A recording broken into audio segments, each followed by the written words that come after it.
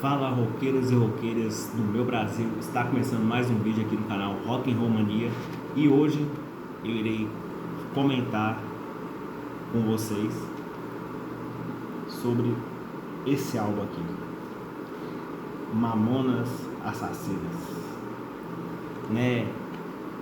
esse ano completa-se 30 anos, do trágico acidente que matou a banda, e nada melhor que homenagear eles, ouvindo esse álbum deles, que é muito mais do que apenas, tem muito mais do que apenas músicas engraçadas e bobas, como dizem por aí, É um álbum cheio de camadas e é um álbum muito interessante.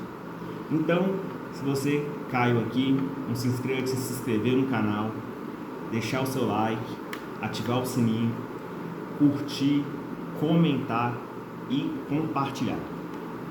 Bem, antes dos Mamonas lançarem esse álbum que completou 30 anos ano passado, eles tinham uma banda chamada Utopia, que era uma banda que parodiava rocks anos 80, como Legião Urbana, Titãs, Paralamas do Sucesso, e isso no final dos anos 80 para início dos anos 90, E a Utopia, que era formada pelos irmãos Sérgio, Reoli e Samuel Reoli, que baterista e baixista, e pelo Alberto Rinotto, o Bento, que é o guitarrista, E depois, depois dos três entrou o Udinho, que entrou na banda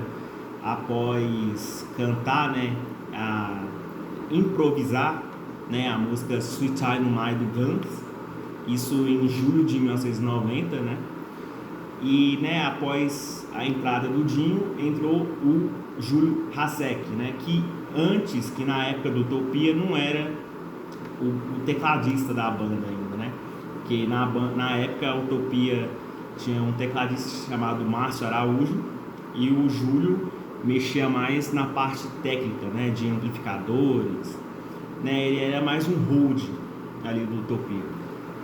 E o Hasek só entrou na Utopia após o Márcio desistir da banda, devido à faculdade, estudo.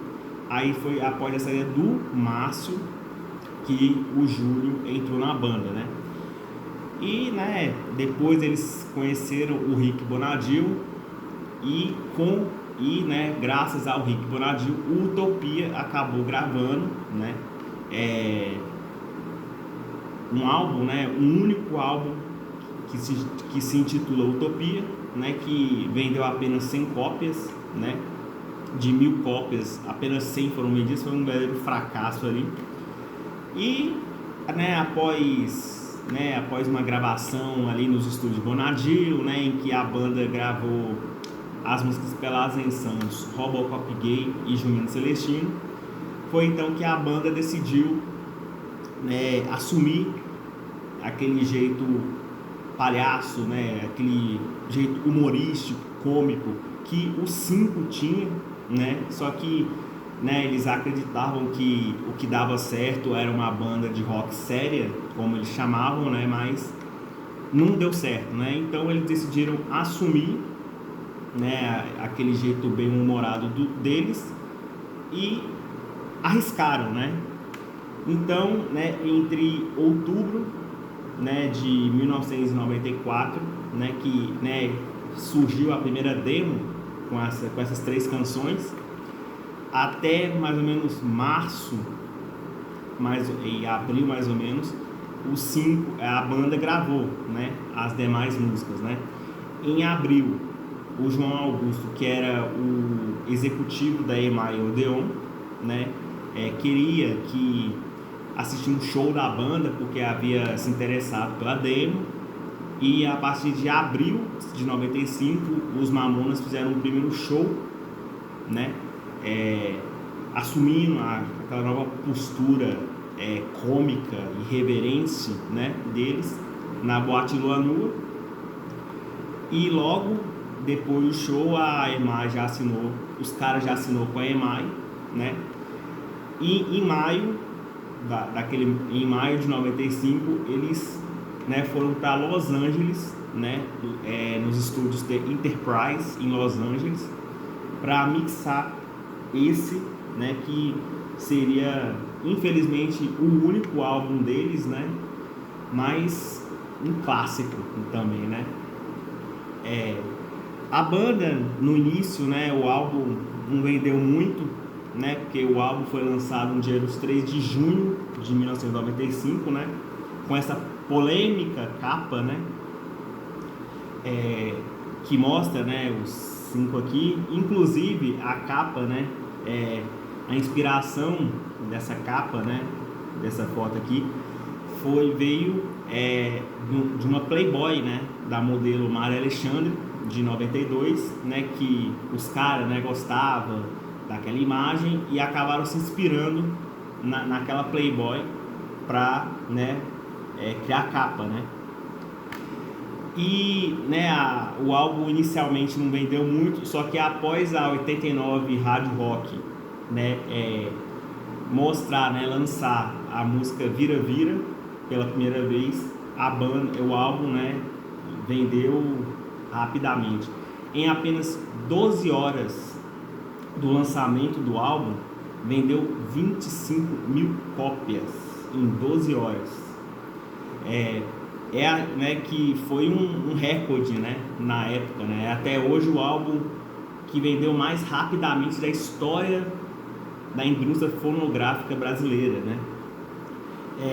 Para vocês terem ideia que esse álbum foi uma verdadeira revolução na época. Por dia, esse álbum aqui vendia 50 mil cópias, né? Ou seja, a cada 2 dias eles vendiam 100 mil cópias, e que na época era certificação de ouro, né? E a banda, em 2 dias ganhava né, mais de 3, não sei quantos discos de ouro, né? Você vê o poder dos caras numa época, né, bem arriscado, né, o que eles fizeram mesmo, né? E para vocês terem ideia, em 3 semanas o álbum já havia vendido 350 mil cópias. Em 100 dias o álbum já havia batido a marca de 1 milhão de cópias. Até o final de dezembro de 95 ali já havia dobrado o número de cópias vendidas. Até março de 96, né, que infelizmente foi quando ocorreu o acidente com a banda, já havia vendido mais de 3 milhões de cópias, esse único álbum aqui, né? E é até hoje o álbum de estreia mais vendido da história da indústria fonográfica brasileira, esse único álbum aqui, né? E eu, né, tenho essa coleção aqui, né, que é uma edição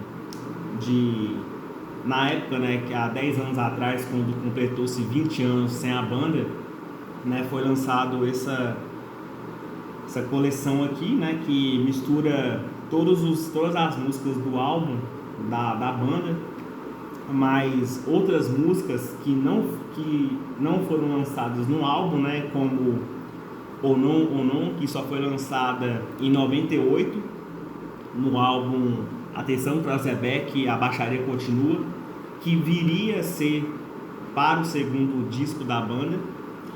Também tem Joelho também, que é uma nova versão de uma música do álbum do Utopia, que provavelmente também iria para o segundo disco da banda. Tem uma versão aqui em espanhol, né, de Desnudos em Cancún, que iria ser uma propaganda, né, para o mercado espanhol, né, principalmente para o mercado europeu ali, né, porque, né, infelizmente um dia depois, né, do último show em Brasília, a banda iria viajar para Portugal, né, então a banda também acabou regravando Pelados em Santos, né, para fazer essa propaganda, né, para o mercado lá de fora. E aqui também tem uma outra canção que é bem polêmica também, foi polêmica na época, que é Não Page Aqui Baby, que é uma versão de To Say Shout, né, que ficou famosa pela regravação dos Beatles, né. Só que, né, o Bonadio, a EMI preferiu não lançar ela pela quantidade de palavrões, né? Só que essa música só seria lançada 10 anos depois do acidente da banda, num álbum ao vivo da banda que se chama Mamonas ao Vivo. E pasme, nesse CD aqui também tem uma canção que nunca foi lançada, né? Nunca chegou a ser gravada, que é Renato Gaúcho, que havia sido regravada pelo Falcão, né, pelo cantor Falcão, em 2013, com uma banda gaúcha chamada Contra as Nuvens também. Então, é um álbum bem completo aqui. E, putz, cara, fala o que desse álbum, né? Vira Vira, Pelados em Santos, que tem uma referência da música Crocodile Rock, do Elton John, a introdução dela. Boys Don't Cry também, que tem duas referências. Tem uma referência com a música Tom Sawyer, do Rush, e a parte pesada da música Boys Don't Cry, a base dela é da música The Mirror, do Dream Theater, né, também. E, né, a música Boys Don't Cry é inspirada, né, meio que uma paródia com a música Boys Don't Cry do The Cure, né. Jumento Celestino também, que tem uma referência ao início dela, tem uma referência ao rock de jegue do Genival Lacerda também. Cabeça de Bagre tem uma referência com a música Cabeça de Dinossauro dos Titãs, né? Inclusive, falando dos Titãs, né, os Titãs depois regravaram a música Pelados em Santos em um álbum de 99. Também tem Uma Linda Mulher, que brinca, né, com aquele filme Uma Linda Mulher da Julia Roberts, né, clássico dos anos 90.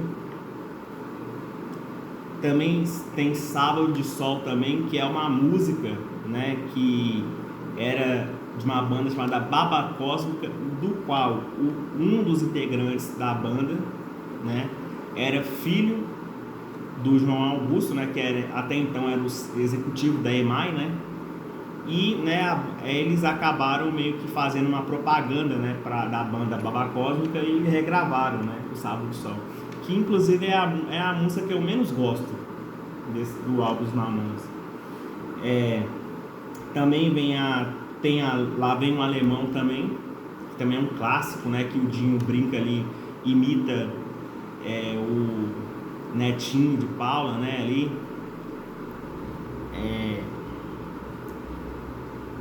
Também tem 1406, né, que eles brincam com um número da época que era 011 1406, aí ele fala, né, brinca cita vários produtos da época, né, bem foda ali.